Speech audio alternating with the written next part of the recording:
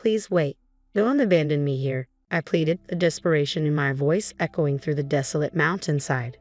My husband's response was chillingly indifferent. Return when your leg has mended, he retorted coolly before turning his back on me, leaving me stranded amidst the rugged wilderness.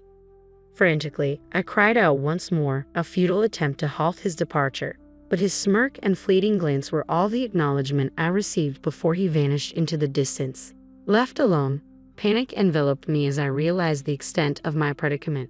With no means of communication and my legs immobilized by plaster casts, I was utterly helpless.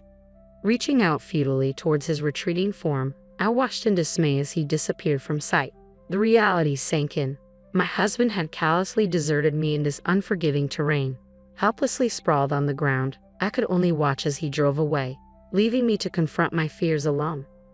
My name is Jennifer, a 35-year-old office worker. In my small family unit resides my husband, Robert, a man 3 years my senior, who also toils away in an office setting.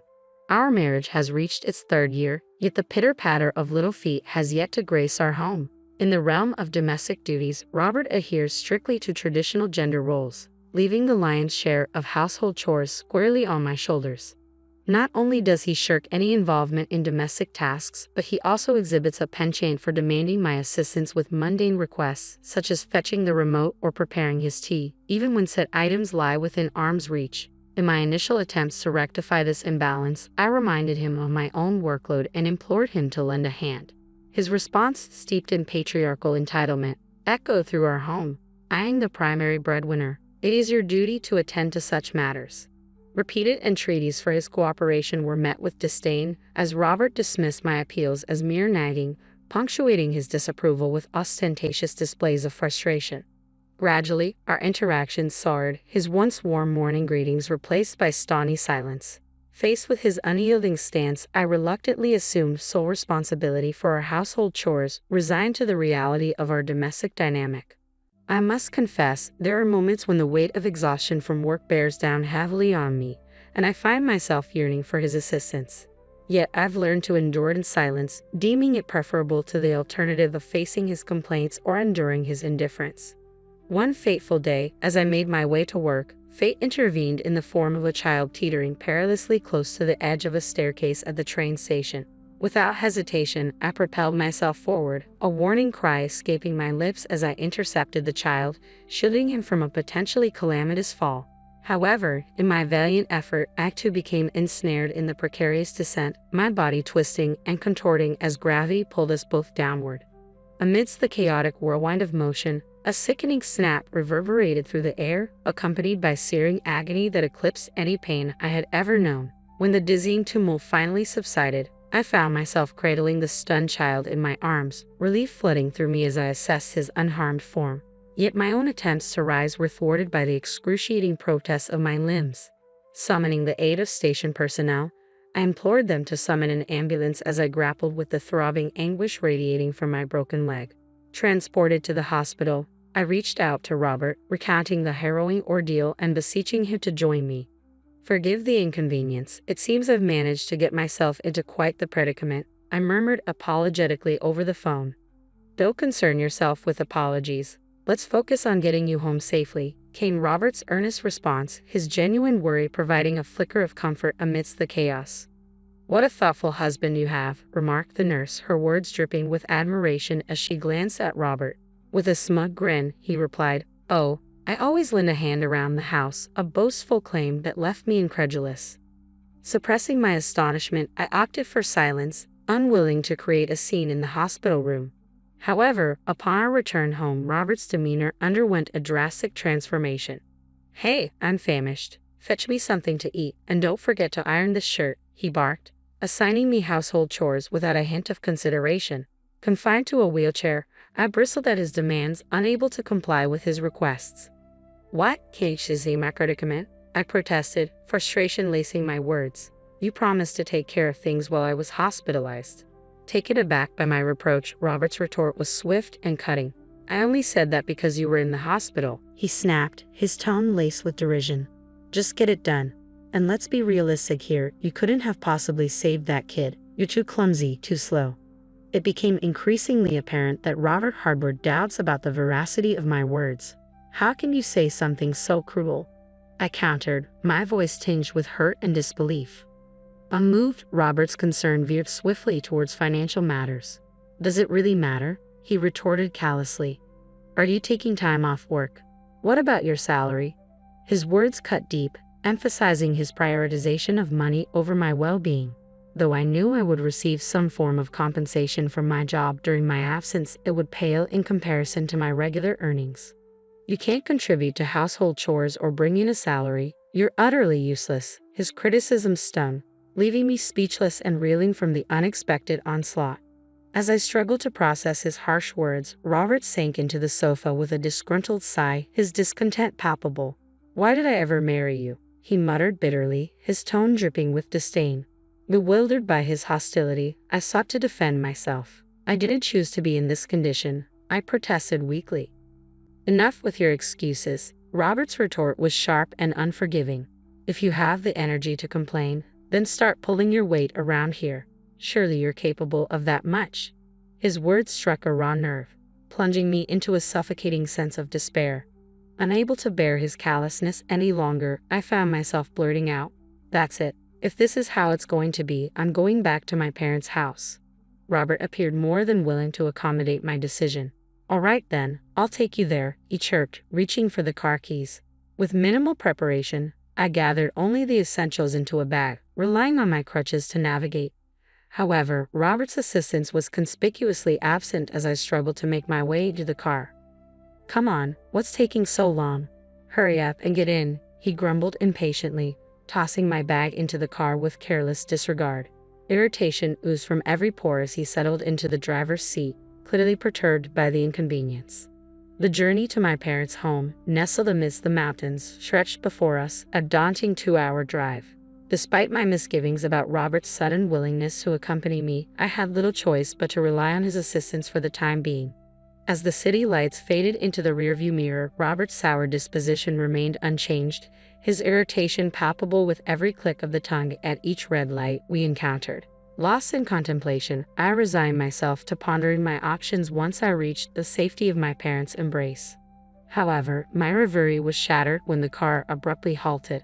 "What's happening? Did we run out of gas?" I queried, turning to Robert in confusion, only to be met with a venomous command.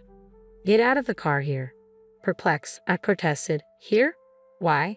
I can't be left stranded in the middle of nowhere." "Shut up. Don't come back until you're able to walk again." His words cut through the air like a whip, leaving me speechless and abandoned in the desolate expanse of the mountain road. Never in my wildest dreams had I envisioned such a nightmare scenario. Despite my frantic attempts to cling to the seatbelt and door, Robert callously ejected me from the car with a forceful shove. My pleas fell on deaf ears as he callously smirked, re-entered the vehicle, and sped off, leaving me stranded on the roadside. Paralyzed by shock and disbelief, I could do naught but cry out in desperation as Robert's car vanished into the distance, taking with it my belongings and any means of communication. Night was fast approaching, casting an ominous shadow over the desolate surroundings. With each passing moment, my sense of helplessness deepened, uncertainty gnawing at my core. Although I had informed my parents of my impending return, the prospect of their rescue felt increasingly remote. Left to my own devices, I resolved to crawl towards civilization, each agonizing inch a testament to my determination to survive.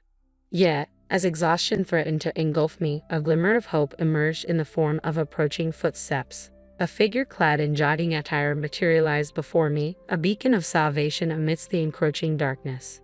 My desperate cries for help caught the attention of the approaching woman, who quickened her pace and hurried over to my side. "What happened?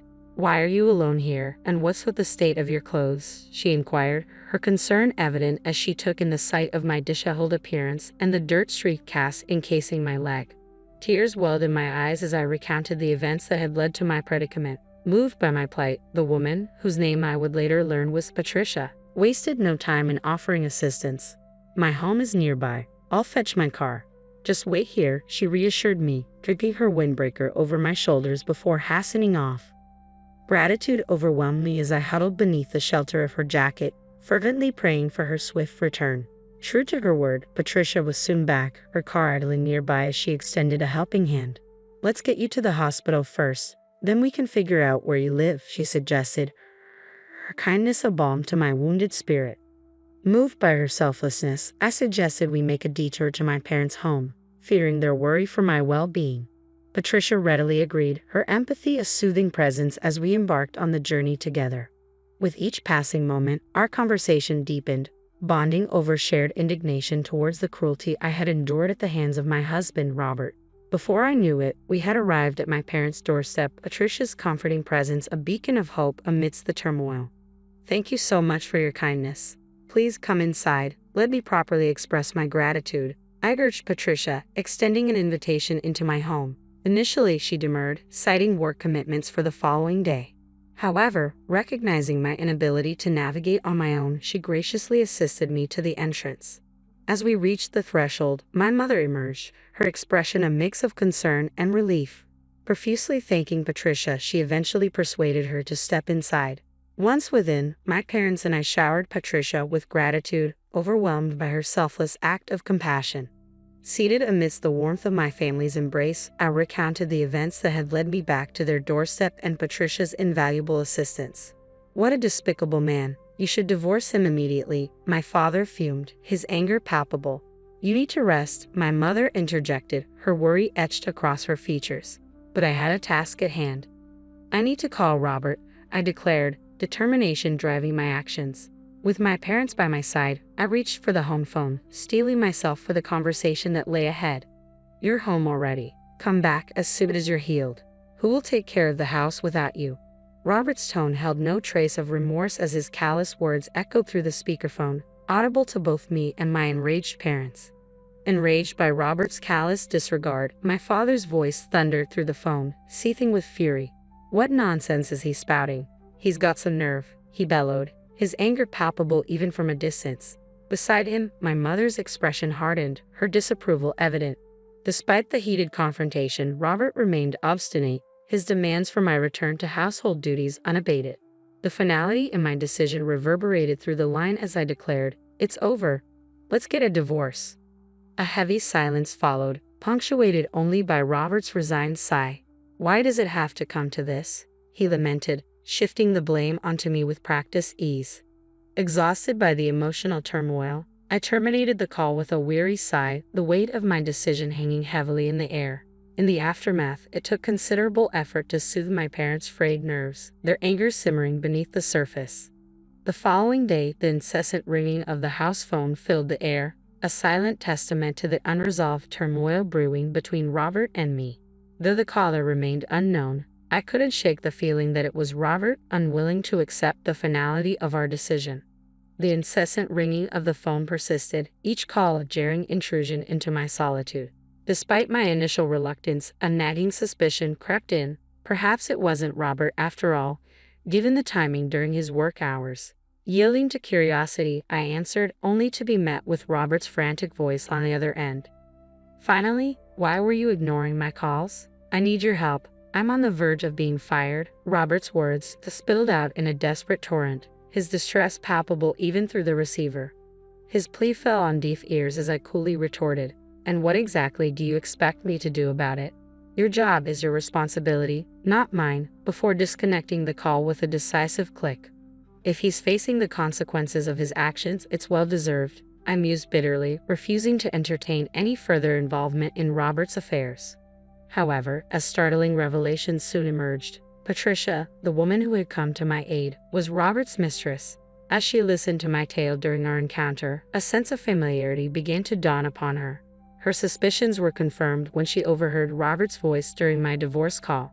Upon seeing his picture, her world shattered, her anguish mirroring my own shock and betrayal.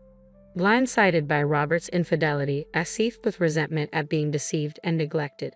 Yet, it was Patricia's fury that truly ignited a storm within me, her righteous anger far surpassing my own expectations. Together, we navigated the turbulent waters of betrayal, united in our shared sense of betrayal and indignation. As Patricia recounted, she first crossed paths with Robert in her workplace, a subsidiary of his company. Their initial interaction occurred during one of Robert's business visits, sparking a connection that quickly evolved into frequent rendezvous. Robert, keen to escalate their relationship beyond professional boundaries, disclosed his purported divorce history, a narrative reinforced by rumors circulating among their colleagues. Enticed by his seemingly genuine demeanor, Patricia succumbed to Robert's overtures, nurturing dreams of a future together based on his promises of marriage. Little did she know, behind his facade of sincerity lurked a deceitful man who not only concealed his marital status but callously abandoned his injured wife in the wilderness. Consumed by a potent blend of regret and fury at being duped by such a man, Patricia's visage twisted into a chillingly sinister smile. Determined to exact revenge for her betrayal, she orchestrated Robert's downfall, leveraging her connections to ensure his dismissal from his position. Following my decisive dismissal of Robert's pleas, Patricia reached out to relay the consequences of his actions. He's facing the repercussions now. My uncle, infuriated by his behavior, has terminated his employment, she revealed, her voice tinged with satisfaction at the fulfillment of her vengeance.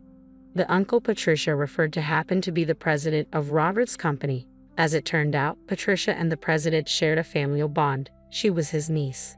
Patricia, grappling with health issues that restricted her ability to work extended hours, secured a part-time position at her uncle's subsidiary, conveniently located near her residence. During our conversation, Patricia revealed that she had been jogging in the mountains that day, a cost-effective alternative to gym memberships aimed at bolstering her physical strength. Interestingly, the CEO, who lacked children of his own, showered Patricia with affection and support, given their familial ties. However, Patricia had deliberately concealed this relationship from Robert, fearing potential complications due to their distinct surnames and disparate workplaces. It's best to stay cautious, Patricia cautioned, her tone tinged with concern. My uncle mentioned Robert making inappropriate remarks. I wouldn't be surprised if he attempts to visit you again. As Patricia had ominously predicted, Robert materialized at my parents' doorstep that very night, his persistent knocks echoing loudly through the stillness of the evening. His voice, strained with anger, reverberated through the door as he unleashed a barrage of accusations. "You're responsible for getting me fired. You need to come with me and explain everything to the boss and apologize." Robert's tirade was fueled by his belief that my alleged collusion with Patricia had led to his termination. In his skewed version of events, I had embellished details of his affair to Patricia, thereby triggering a misunderstanding with the boss. As the gravity of the situation dawned on me, I realized the true meaning behind Patricia's cryptic warning of Robert's inappropriate behavior. However, before I could formulate a response, my father, unaware of the brewing storm, had already swung open the front door, unwittingly inviting Robert's wrath into our home. "Enough with your excuses. How dare you demand an apology from my daughter after betraying her trust? You got what was coming to you. Now, get out." My father's voice thundered with righteous indignation as he forcefully ejected Robert from our doorstep, slamming the door shut and locking it behind him. Yet the commotion outside persisted, Robert's pleas for forgiveness echoing through the walls. Taking a deep breath, I addressed Robert through the intercom, determined to set the record straight. "Let me make something abundantly clear since you still seem oblivious. You believe you were fired for merely laying hands on the boss's niece. You're sorely mistaken." The boss thoroughly explained the situation from start to finish. From the CEO's standpoint, this wasn't just a run-of-the-mill affair. It was viewed as a parent company exploiting a subsidiary employee into an extramarital relationship. Your status as a part-time employee placed you in a vulnerable position, and your actions were deemed unacceptable. I continued, my tone unwavering. The CEO admonished you countless times, yet you remained fixated on the affair. Understand this. It wasn't merely about whom you were involved with this time. It was about the gross misconduct of a parent company exploiting its subsidiary. Regardless of the other party's identity, such behavior would warrant dismissal. If you can't grasp how ludicrous your claims are, you're deluding yourself. If you don't want to add arrest to your list of woes, leave now. And as for the divorce, be prepared to face legal consequences, I declared firmly, cutting through Robert's protests with unwavering resolve. Only then did a stunned silence descend upon the scene. With Robert's departure, tranquility settled once more over my parents' home. In the aftermath, I wasted no time in seeking legal recourse. Consulting with Patricia, we devised a plan to hold Robert accountable for his actions. I initiated divorce proceedings, determined to sever all ties with him. Additionally, Patricia and I jointly pursued legal action against Robert, seeking damages for the pain and suffering inflicted upon us. I sued Robert for the emotional anguish of betrayal and deception, while Patricia sought recompense for the emotional toll of being misled into a relationship under false pretenses. Together, we resolved to ensure that Robert faced the full consequences of his deceitful actions. After Robert's dismissal, he found himself in dire financial straits without any severance pay to fall back on. Desperate for assistance, he turned to his parents for help. However, his plea for financial aid fell on deaf ears when they learned of my decision to divorce him. Incensed by his actions, they refused to offer any support. Left with no other options, Robert's parents reluctantly arranged for him to secure employment at a company they were acquainted with. In this new role, Robert found himself at the lowest rung of the corporate ladder, stripped of the perceived superiority he once held as a member of a parent company or subsidiary. His presence was a constant reminder of his transgressions, and he was subjected to menial tasks and disdainful glances on a daily basis. Despite Robert's humiliating circumstances, neither Patricia nor I harbored any sympathy for him. Our sole concern was ensuring that he met his financial obligations, particularly in terms of alimony. We remained indifferent to his treatment and the source of his income, focused solely on securing the compensation we rightfully deserved. With time, my fractured relationship with Robert healed, and I found solace in the company of Patricia's friends. Together, we pursued legal action, resulting in a favorable outcome that provided us with a substantial sum in damages. Buoyed by this success, we began making plans for a well-deserved trip, eager to leave the past behind us and embrace a brighter future.